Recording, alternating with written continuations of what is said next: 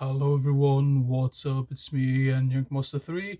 And first of all, before I continue with this main video, is that I want to apologize that I haven't uploaded anything in quite a while. I've been super busy with other stuff and I've had next to no energy for making videos. I mean, sometimes when you make videos, you really need to have the specific type of energy to make them, and also you really need the motivation to make them as well, so otherwise it won't be a good video. But now when that is all out of the way, now it's time for the main video, and in this video I'm going to rank my favorite, not my favorite, I'm going to rank the Ernest movies, or like the Ernest P. World movies, obviously with the great and the one and only Jim Varney, who I usually say that that character of Ernest is almost like an American version of Mr. Bean. And I know that sounds really weird, but that's the best way I can describe him, like the way like he is and whatnot. So this is going to be my personal ranking out of like basically from the worst one to the best one. And this is just my personal opinion. And some of these films I probably need to rewatch. And also a heads up, there's two of these films that I don't have in the collection, those being Ernest Writes Again and Slam Dunk Ernest. Those two seems to be next to impossible to get a hold of for a decent price. So I would love to get a hold of those two as well, but yeah, seems like that's not going to happen. But anyway, let's begin right away with the weakest one.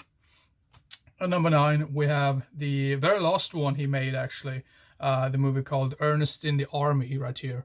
And yeah, I think the way this one really suffers from pretty bad jokes. I don't really think the jokes are that good in general.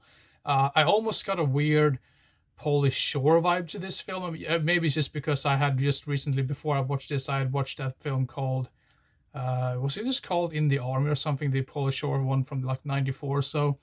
So I'm not sure if that really like made me dislike this film a little bit like that. But I mean, I don't say this is an absolute terrible film, but I mean, it's pretty much the weakest one in my personal opinion out of all the Ernest films in terms of like jokes and storyline and all of that. And I mean, also Ernest himself, or like Jim Varney himself, he was very sick while he made this film. He was suffering from cancer, and yeah, I mean that just really shows what a trooper he really was. No pun intended, based on this title, but he really cared for like the acting in general, and he kept like visiting like children's hospitals and stuff like that that also had like cancer, like young children. So he kind of visited them while he was also himself, when he was sick of cancer, you could say. So but anyway, Ernest in the Army, I think this is kind of a forgettable film. I mean, I don't say it's terrible, but I mean it's definitely the weakest one in my personal opinion. So yeah. And at number 8 we have this one, which is probably going to shock a lot of you people right here, but my number 8 is the movie called Ernest Goes to Camp. And this was actually the very first Ernest film that I watched, and this is also the first one they made. I do love the camp setting, and I do really like Ernest. The one thing that just really bothers me with this particular one is that I just don't really care about the kids in this film. I think the jokes are good for what they are, but I mean, maybe it's like this is yet another one of those that I really need to watch, because I think I've only seen it one or two times, and I just keep reminding myself that I didn't like the kids or like the kid actors in this one, but has nice summer camp vibes to it nonetheless. And this is definitely something. This is a film that I definitely need to rewatch. So yeah, Ernest Goes to Camp at number 8 right there. So yeah. And then at number 7 we have the very, I think this is the only film which wasn't directed by John R. Sherry III, because every other one was directed by him. But this is the at number, let's see here, number 7 we have Ernest Goes to School. And this one I would say is almost like on the same page when it comes to like my criticism for Ernest Goes to Camp, that I don't really find the kid actors or like the kid characters that memorable or that interesting. But Ernest, I mean, Ernest is really like the saving grace of some of these films in general. Even though like some of the side characters might not be as good, Ernest is always a good good character in these films, and he tries really his best. I say Ernest, but you get what I mean, Jim Varney. And yeah, I was going to say something else about this one. Yeah, I think the yeah, like I said, this goes hand in hand with Ernest Goes to Camp. I think I'm pretty sure that if I would rewatch all of these movies again, I probably would prefer Ernest Goes to Camp. But as it is right now, Ernest Goes to School, yeah, it's decent for what it is. But yeah, it's at number 7 right there. And then let's see here. I can see this one. I mean, I know many people that probably would put this way lower on the list. I think this is actually the lowest rated Ernest film out of them all, to be honest. But this is just my personal opinion, so don't hate on me for this one. But number 6, we have Ernest goes to Africa, and people. The main criticism for this film is that people say this is very like racist because like Ernest is going around in this like blackface type of like camouflage or whatever it was supposed to be for like pretty many times in the film, I believe. Um, and yeah, I mean that is a criticism. I totally understand that, but my criticism for this one is once again it doesn't have anything to do with Jim Varney or the Ernest character, but it is the side character in this film. Um uh, his girlfriend, yeah, Renee, I believe her name was. I mean, I did not like that actress. Not the actress, maybe, but I didn't like the character very much. I think she was really obnoxious and really annoying. I'm not sure if she was meant to be like that, but I just remember that was like really the weakest point for me in this particular film. Um, and like I said before, like some of the racist bits in this one can be ho hum or whatever, but I think this is still decent for what it is. I still really like this one, and yeah, Ernest Goes to Africa. I think this is underrated. Let's see here. Then at number 5, we have Ernest Rides Again, one of the 2 Ernest films that I don't have in my collection. And I think this is pretty much the one that is like infamous for being like really hard to come across, like out of print, like in forever, basically. I would love to see some company release these films on DVD or Blu-ray, like in some sort of like nice fancy box set or something. Because I think there are spin box sets, but they're usually not in with every single film in the series. It's mostly like 3 packs, 2 packs, or whatever, or something like that. But anyway, the movie I'm referring to is Ernest Rides Again at number 5, which does have its flaws. Once again, I just feel like a broken record at this point. But some of the side characters I didn't really care for that much. There's 2 like buffoon characters, you could say. Like I know it's weird to say buffoon characters, but they're sort of like also meant to be comic relief, even though you already have Ernest as the main like comic relief, basically. It's weird to say that, but it's like that type of characters like right there as well. But they're decent. I mean, I don't think they are as annoying as some of the other side characters in these other films, like these other like Ernest films. So I think that's the main reason why this one ended up at number 5. So yeah, there you go. Ernest Rides Again at number 5. And the number 4, we have the movie, which is, yeah, the other Ernest film that I don't have in the collection, which is Slam Dunk Ernest.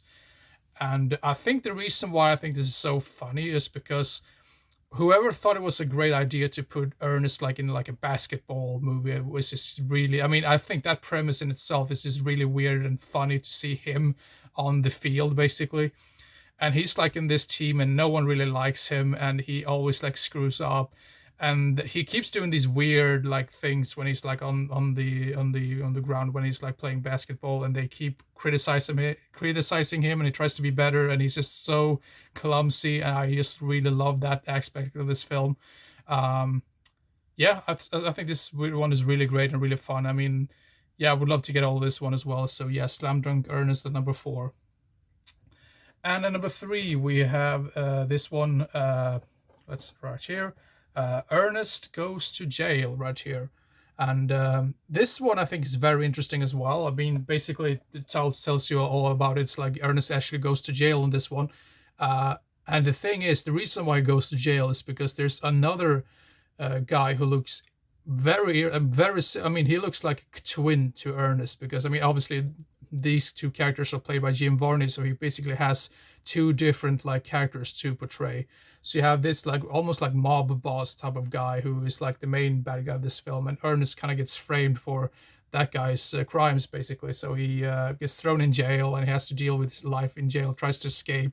He befriends some people in there as well that try to help him escape, and then he also has to yeah, capture the or like try to like get a hold of that other mobster guy, or like try to like put him behind bars, the rightful person. Yeah, this one is really great. I mean, I love the fact that they're like that he plays 2 different roles and he does it so well. I think that's the reason why I like this one so much. Yeah, I don't know what else to say, but Ernest Goes to Jail at number 3 right there. So yeah.